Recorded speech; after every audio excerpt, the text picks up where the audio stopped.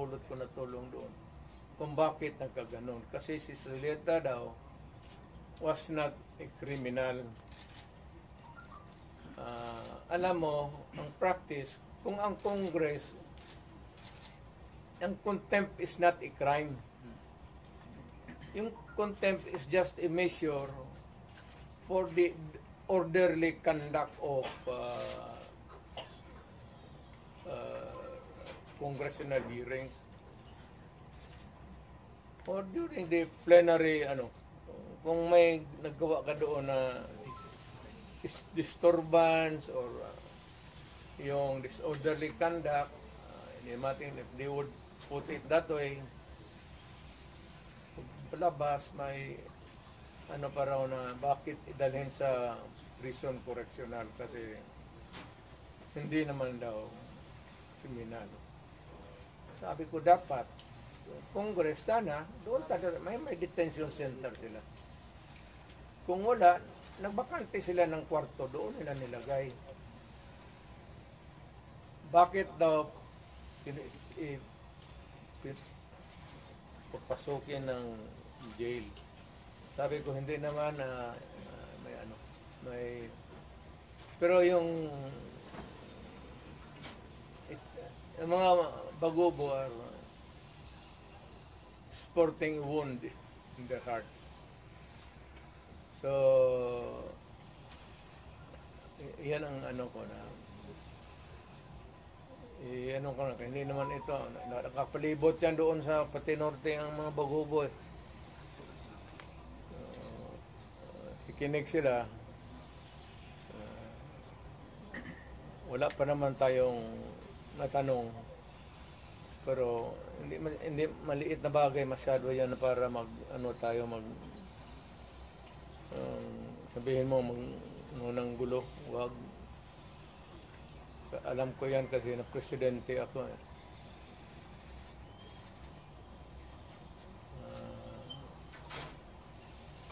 Yun lang, hindi ako magdagdag kasi i-reserva ko muna yung akin. Kay Inday, wala yun. Inday, kaya niya yan. Insignificant pa siya doon. Kasuhan man nila si Inday, di kasuhan nila. Hindi naman makulong yan. Hindi talaga pakulong yan. Kasi patayin mo yan, mag-uwi ang Davao yan. Wala yan. Hindi ako I'm more concerned doon sa kaso ni Zuleika. Kasi she might have suffered a heart attack. Kasi yung pain sa likod pa too severe. Pag ang heart attack kasi can the symptom can start sa yang masakit masyado tapos nagsusuka ka. Heart attack yan. Hindi kumakain eh.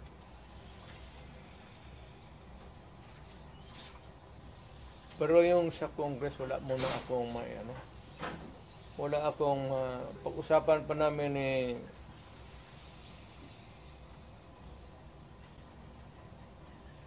how not to pinag-usapan namin ngayon ni Martin Delgra pati ni puro kami abogado is how not to destroy a republic.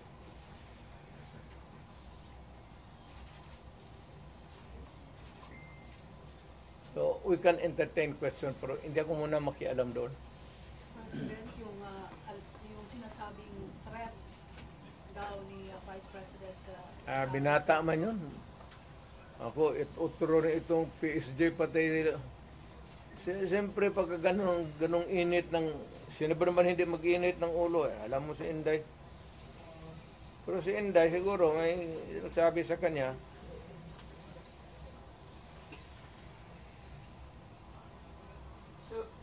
spicier, you or Inday? Ano? Sinong mas isog sa inyo? Ikaw o si Inday? Hindi mo ako isog, yung nang mag-movement ang isog. May isog. May isog yun. Kung retired na ako, sabi ko, wala na ako. So si Inday? Ako, I have full faith kay Inday. Kaya niya yan. Anak ko yan eh. Kilala ko.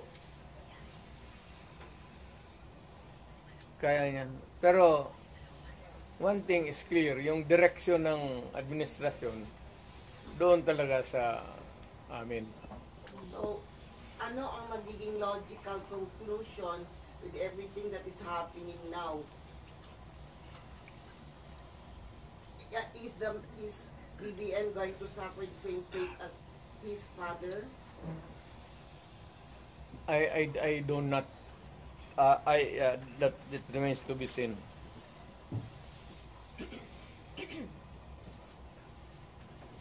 Mayor, is it not a good idea for Vice President Sara to just answer the questions that are being posed by Nag-a-answer nga ng question sila eh. Yung how, quadman hanggang sira. yung how did she Yes, pina-explain nga niya muna yung ano niya. Kasi hindi pa tapos ang COA. Kaya niya sinulatan na huwag mag-entertain, magkuha ng papel kasi yung documents are with COA. So that if COA would, 6 months yan eh, if COA would be asking additional documents, hindi sila magkandara, maghanap kasi nandyan na lahat. Ina-investigan na nga eh. Imbit testify yan siya. Pero yung mga document mo na hindi yan babangon. Sir, may mga nag-comment na po sa social media na people power na nagtatanong. De, wag. Alam mo, dumaan ako sa presidente. Not for anybody, not for anything else. Meron tayong problema. Malaking problema sa ko. Insignificant yung nangyari dyan kay Lopez pati kay Inday. Binata man yan patayan. Pati itong lukululong Malacanang yan. Problema man sa pa dyan yung National Security Advisor noon. Si hindi namin kaya yan.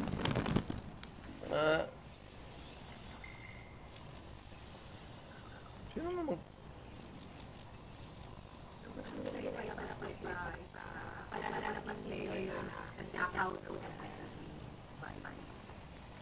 Wala na akong bibig.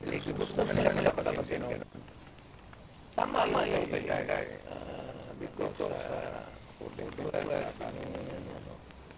pasensya natin kayo yung forerunner sa presidency. Gusto ata na yung maging presidente. Hindi naman sama. Ayaw ko magsalita. Everybody has the right to dream. If they want to be also dream. Wala tayong ano dyan. Ang tingin ko ang mas mabigat na problema na dapat malaman ng Pilipino is nag-hemorrhage ang country. Pati yung PhilHealth na hindi sa gobyerno, contribution niya kasi kung magpa-hospital ka, doon yung may pambayad ka, depende sa mo, category range mo.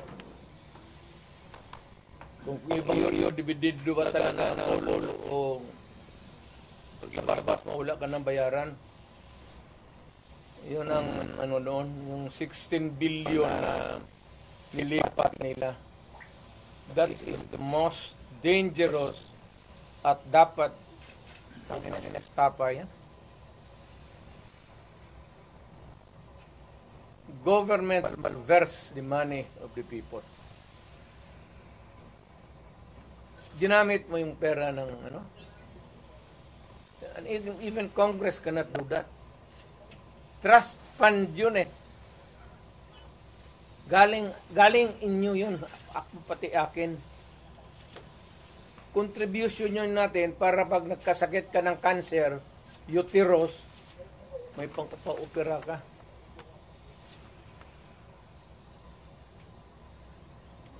Ang nawala ang ating PhilHealth funds natin lahat was about 8.9 billion 89 billion.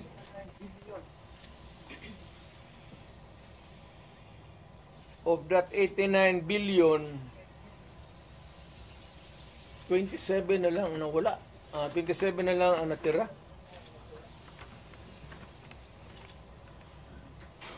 Paano yan? Hindi man maano ng Kongreso. Ang atin is, bakit nila pinakialaman? Pero Mr. President, if you see that this really, may estafa case, na yan, ang problema ganito, if we're going to file a case sa court, but the justice system, the court is a government thing. No, di court ang pumapasok ang Supreme Court. Kana hinintuan nga na sila Huwag mong pakialaman yan, kaya hindi yan inyo. Ako, fiscal ako, ang alam mo, minalbers nila yung pera Ang naiwan kasi 29 billion lang. Out of the 89, 29 na lang. Saan ang pera namin? Sabi daw, dinalik Mayor. Ano, ibalik mo, wala mang pera. Maghiram nga ng pera Ang gobyerno na ito, walang project. Wala kang nakikita ng project. Maintenance na lang.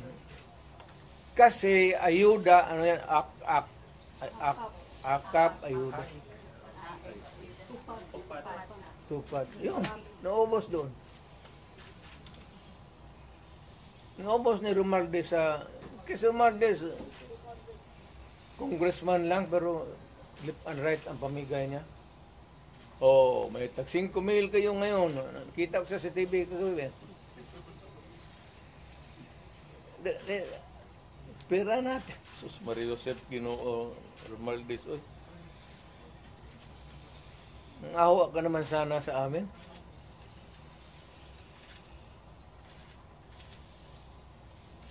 Yung 89. Ang Maharlika Fund, ang target nila sa ang 250 billion.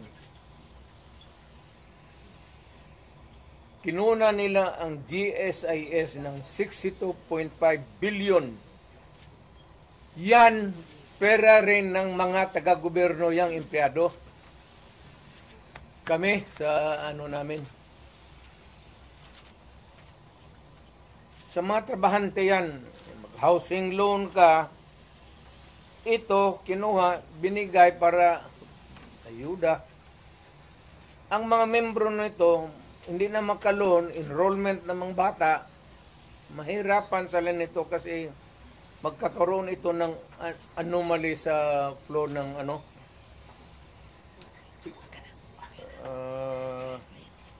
ang SESS, kinuha rin 62 billion. Private rin yan. Para sa mga empleyado, LBP 62 billion. DBP 62 billion. Kaya iyang sa sundalo, pati yung retirement nila patayan. Given all these predicaments, sir, you have the legal basis on the issues of fund. Kaya meron na Legal remedies in your mind to meron na. Lahat ito, the example yung PhilHealth na binara sila, yun yan.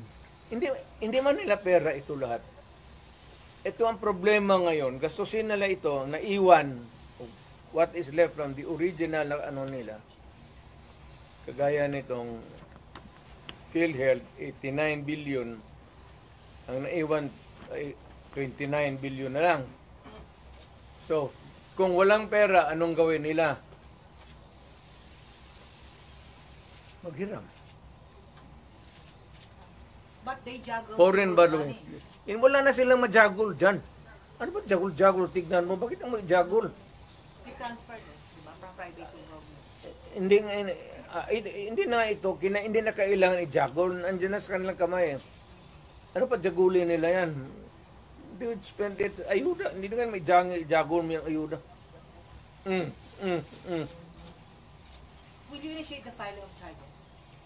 Will you initiate the filing of charges? Or will you make a move to stop the government from taking Meron, loans? it is, tignan natin ang resulta sa Supreme Court, yung sa PhilHealth ngayon. So, para magkaroon tayo ng predicate of how to go about. They fear that you will call for a mass movement in Davao City given the situation Wala, from the PhilHealth to the Quadcom and Tignan ko lang. extrajudicial killings. Kung Mass mobilization of people power for that. ang alam ko ang sinong pupunta lang doon, ikaw pati ako, bakit ka man Lumala ka, sir, no?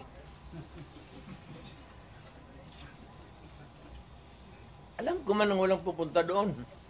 Why? Magmas movement ako, tayong dalawa lang. Sir, ano sila, sir, na nawala na daw tong the magic of Duterte crowd? Magic, wala na. Matagal na yung walang magic. Sinabi ko, retired na ako. But when you say that, Hindi ko na, I do not need to be on the front or at the back or on the side. Retired na ako. Ang rating ko, baski ilagay mo ako dyan sa 1 to 10, mamili ka, 2, 3, 4, 5, 9. Wala na ako. Ano bang Duterte magic? Ano? ikaw lang Wala na makatawag ako. ng crowd. It's only your word that can compel people to come together and raise the common voice of Istorya lang yan, media, kaya ganun. Ganun man ginawa ko noon, wala man lagi. Di ba? well. So when you say that, it's the other way around, no? The history of the Duterte leadership in Davao says, pag sinabi mo yan, iba yung nangyayari. Pag sinabi mong wala. Wala na. Ang tao, hindi na nakikinig sa akin yan. Kasi wala na akong power, matanda na ako. Nag-okay na ako, kaya the last time ako nagmotor, hindi ko na talaga kaya.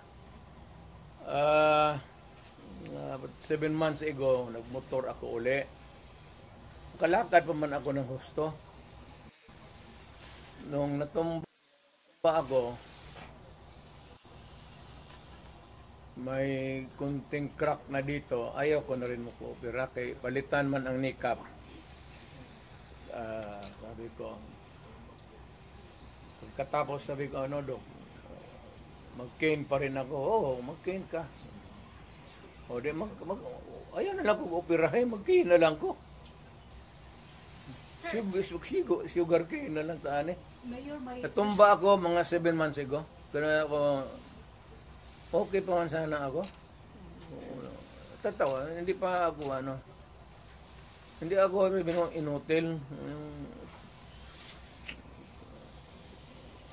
Ang masakit pa, kaya nga nagmotor ako ng magaan. Yung 600 lang, 800 kasi ang 1,000, 1,100. Yung Honda na blue na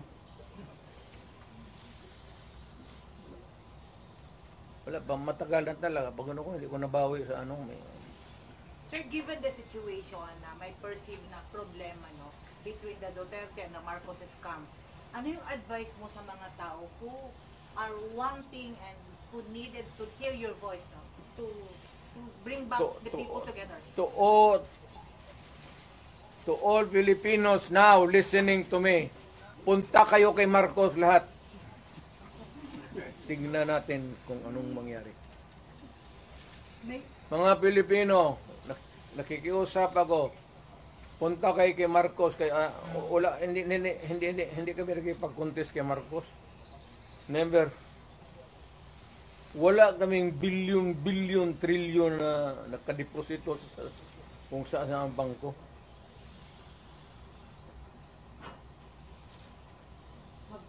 Sa utak lang yan na trilyanes. Mayor, tinuto nakapal na magkaso po kami Trillanes. Ano? So, pag-file ng kaso kay Trillanes, nakapal na po. Wala pa ako, natumbang ako sa motor. Eh. Nag-file na ba yung kaso kay Trillanes after the Quadcom hearing? Kaya nga, alam mo, yung pinapakita mo ng bangko, fake talaga yan. Hindi ka makakuha ng... Kung magkuha ka ng sa bangko ng papel, bawal rin yan. Ngayon, kung balandra mo, bawal rin yan. Ipinasok mo doon sa Quadcom, use of falsified documents, another crime yan. Alam mo, hindi ko na ano kasi... Mayor, yung sinasabing disbarment daw kay laban kay Vice President at impeachment against the VP. Ano comment ko? Si Inday? Ano po? Ay, kay kaligayan ng Inday impeach nila.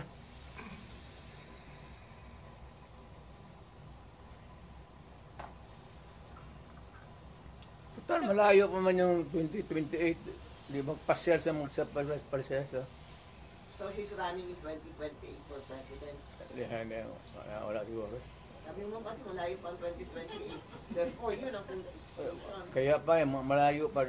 Doon na tayo, pagdating natin, mag-decide tayo kung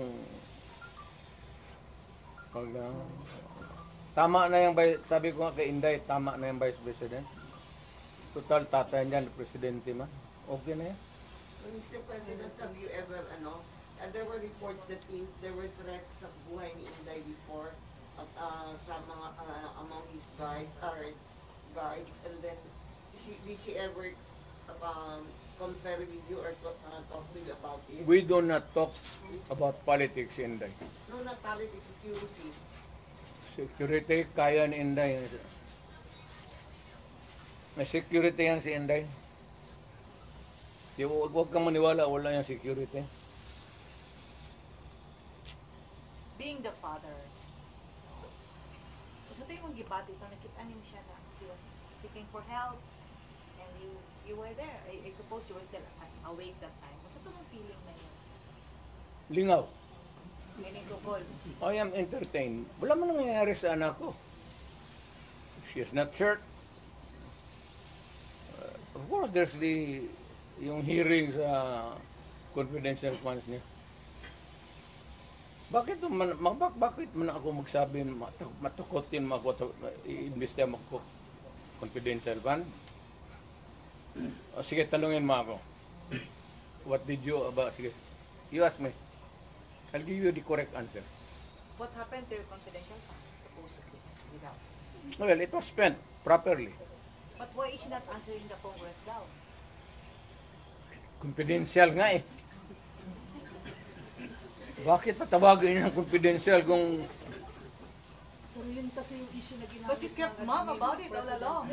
Hindi, lahat yan sila, pati yan si Martin Romualdez, wag binabot ng bilyon yan.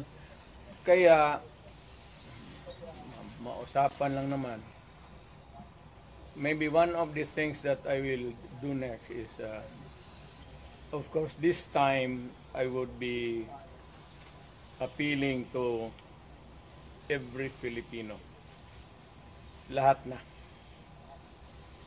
Once and for all.